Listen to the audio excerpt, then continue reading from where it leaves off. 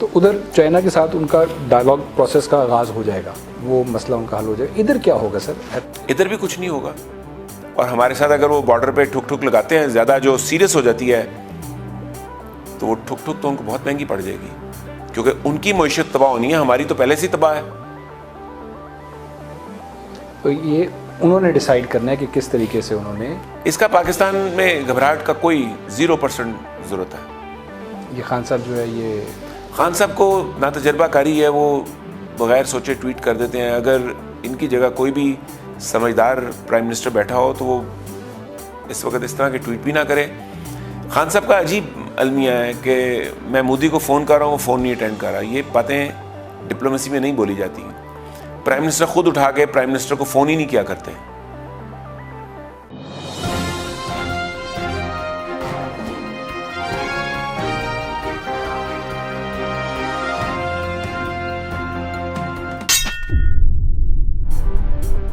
महमूद साहब ये बताइए हमें सर, खान साहब क्यों डराते पे ने, चाह रहे ने, की चाह रहे ने, की सोच रहे ने, ट्वीट कर रहे हैं और कह रहे हैं जनाब हिंदुस्तान जो है वो कश्मीर के ऊपर जो है दुनिया की तवज्जो हटाने के लिए पाकिस्तान के ऊपर जो है वो हमला कर सकता है। और एक दफ़ा नहीं 2 दफ़ा उन्होंने ये बात की है, ट्वीट किया उन्होंने। ये मुमकिन है? देखें, मुमकिन है या नहीं इसकी बात हम 2 मिनट के लिए साइड पे रखें। ये ट्वीट जो है ना, ये मुनासिब नहीं। एक मुल्क का प्राइम मिनिस्टर इस ट्वीट से क्या बताना चाह रहा है कि वो डरा हुआ है? क्या मैसेज देना चाह रहा है कि दुनिया की 6ठी ताकतवर फौज के ऊपर बैठा हुआ जो कमांडर इन चीफ है वो भारत के हमले से खौफजदा है? या वो लोगों को क्या बताना चाह रहा है कि भाई तुम्हारी मईशत पहले से ख़राब है, अब इंडिया से जंग होने लगी और इसको ख़राब कर लेते हैं? क्या कह रहा है आपका प्राइम मिनिस्टर? मुझे ये समझ नहीं आ रही। बदर खान का तो जो है वो खान ही बता सकता है। प्राइम मिनिस्टर्स को ट्वीट बड़े सोच के करने होते हैं। इस वक्त एक ट्रंप साहब हैं जो बगैर कैलकुलेशन के ट्वीट मारते हैं, और एक हमारे खान साहब हैं। आपने कभी चाइनीज प्राइम मिनिस्टर के ट्वीट सुने इस तरह के? नेवर। ब्रिटिश प्राइम मिनिस्टर के कोई इस तरह के ट्वीट्स के फलां मुल्क हम पे हमला करने लगा है? लेकिन हमारे प्राइम मिनिस्टर को ट्वीट्स का शौक ही बड़ा है। वो हर जगह पे अपोजिशन वाले रोल में रहना चाहते हैं जिसमें दूसरे पे तनकीद कर सकें। मतलब सिचुएशन बन गई है, वहाँ से ये इतलात आ रही हैं कि लद्दाख के बॉर्डर पे जो है वो चाइना के साथ भी जो है वो रिफ्ट जो है वो बढ़ रही है और वहाँ पे भी झड़पें हो रही हैं। कोई ऐसी इतला नहीं मिली कि उसकी हलाकत हुई हो या कोई, लेकिन वो क्या मसला बना हुआ है। और वो यानी कि पहले तो हम थे ना, हम हर एक के साथ जो है वो हमारा था कि हिंदुस्तान के साथ भी, ईरान के साथ भी, अफगानिस्तान के साथ भी।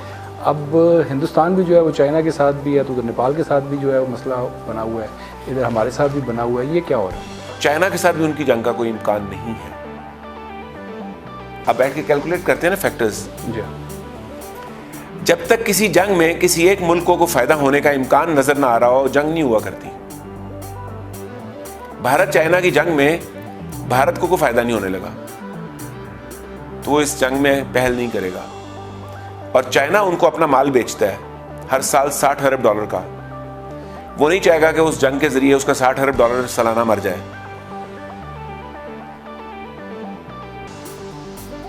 और $60 अरब पाकिस्तान के पास आ जाएं तो हमारी तो पूरी लॉटरी निकला है। तो यानी कि ये इसी तरह जो हल्का फुल्का जो है वो ये बजट के दिनों का शुगल होगा, और बजट के दिनों का शुगल बाद में, हाँ इसमें स्ट्रेटजीज भी इन्वॉल्व हैं। वो स्ट्रेटजीज जहां तक भी जाएंगी वो जंग की नौबत तक नहीं लेके जाएंगी। ये उधर का भी बजट बढ़ेगा। यानी अगर भारत पाकिस्तान पे प्रेशर डाल के पाकिस्तान को अंडर प्रेशर ले आता है तो चाइना को ये सूट नहीं करेगा। चुनाचे वो लद्दाख में अपने आप को थोड़ा एक्टिव करने की कोशिश करेगा ताकि भारत देख ले कि मैं भी आ गया हूँ, और भारत ज़्यादा हिम्मत ना करे कि आगे बढ़ना है। तो अब देख लें, जब चाइना फैक्टर ऐड हुआ है तो मोदी साहब ने चाइनीज़ प्राइम मिनिस्टर पे एक जुमला नहीं कसा, चाइनीज़ फ़ौज के बारे में उन्होंने एक जुमला नहीं कहा।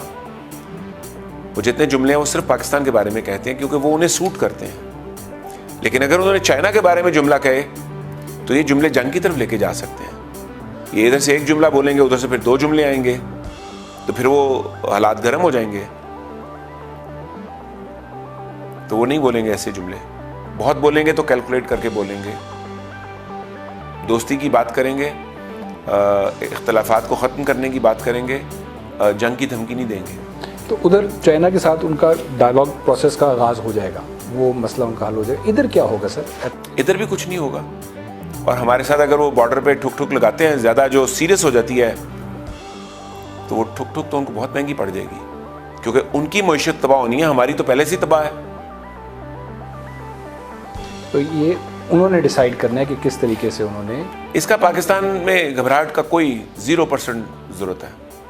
ये खान साहब जो है, ये खान साहब को ना तजर्बाकारी है, वो बग़ैर सोचे ट्वीट कर देते हैं। अगर इनकी जगह कोई भी समझदार प्राइम मिनिस्टर बैठा हो तो वो इस वक्त इस तरह के ट्वीट भी ना करे।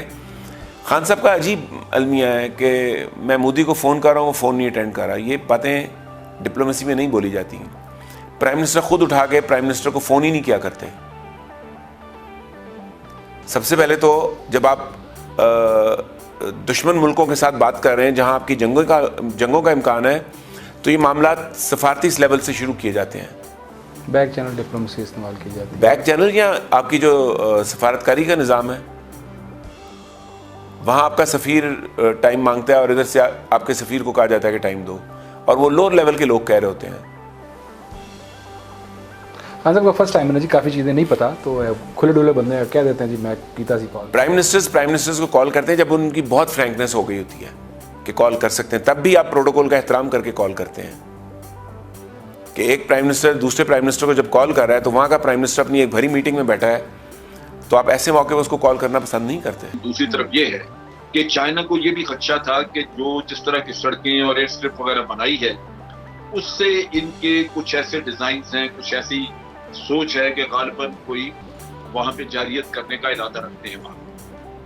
और फिर जारियत अगर बाद में उस वक्त आप चैलेंज करें तो बेहतर ये है कि आज उससे पहले भारत को चैलेंज किया जाए कि आप क्यों बना रहे हैं।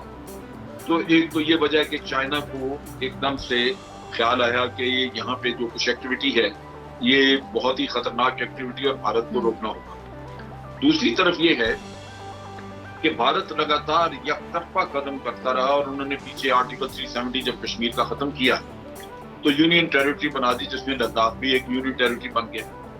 चाइना ने उस वक्त एहतजाज किया था कि एक मुतनाज़ा इलाका है, आप उसको यूनियन टेरिटरी खुद ही बना रहे हैं, जबकि बातचीत के जरिए अभी इसको आपने हल करना है। लेकिन भारत ने उस वक्त उनकी कोई परवाह नहीं की, बल्कि उनकी छोड़े ये यूनाइटेड नेशन की करारदादें थी कश्मीर पे, उनको भी बाला ताक रखते हुए जो जी में आया करते। इसके साथ साथ जब चाइना ने यहाँ पे भाषा दयामन डैम बनाने का फैसला किया और एग्रीमेंट साइन किया, तो चीन ने जब एग्रीमेंट साइन किया तो भारत ने उस पर एतराज कर दिया कि आप हमारी सोवरेनिटी वायलेट कर रहे हैं, जबकि खुद यही काम उन्होंने लद्दाख में किया था। चाइना को ये खदशा पैदा हुआ कि यहाँ से कराकोरम हाईवे तकरीबन ये इस कॉर्नर से जहाँ पे ये इंकर्शन हुई है ईस्टर्न लद्दाख में, वो एरिया को 8-9 किलोमीटर है यहाँ से। अगर एरियल उसका डिस्टेंस किया जाए क्रो फ्लाइट, तो वो कराकोरम हाईवे तकरीबन 8-9 किलोमीटर। तो उस लिहाज से एक सी पैक जिस पे इतनी बड़ी इन्वेस्टमेंट चाइना कर रहा है, वो उसको गैर महफूज मेरा नहीं ख्याल के छोड़ना चाहेगा।